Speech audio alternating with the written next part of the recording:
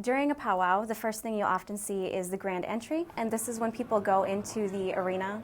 They'll each go in a specific order. It generally starts with veterans or a local color guard, and they'll be holding the flags. This is a time for them to be honored and respected. And after that, the dancing contesting generally starts.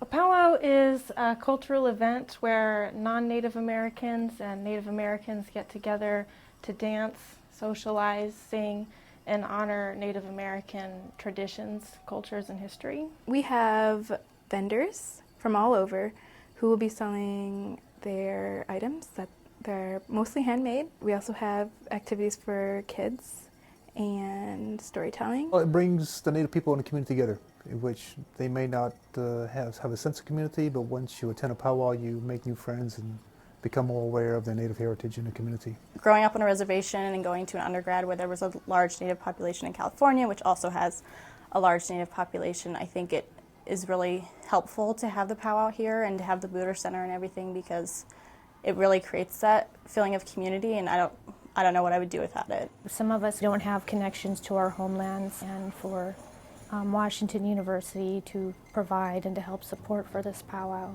it brings people together. It's just interesting to be here in St. Louis with a largely non-Native audience, and it's very important that we stress powwow etiquette and asking dancers or anybody there with a staff shirt on questions that you have.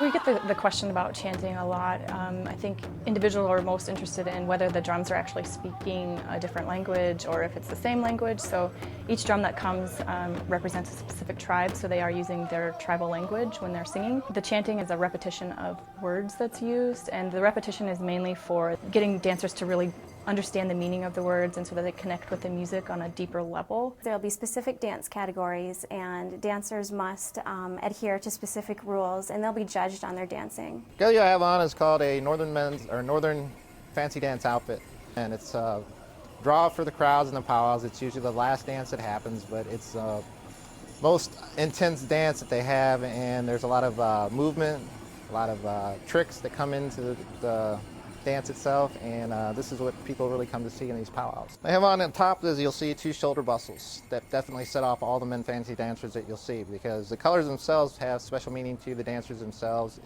individual identity on the colors and the beadwork patterns and the way that they put their dance outfits together.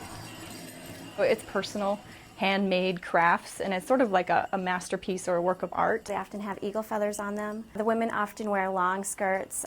There's a lot of intricate beading involved. It has a little bit more spiritual significance for myself, carrying these eagle feathers and dancing with them.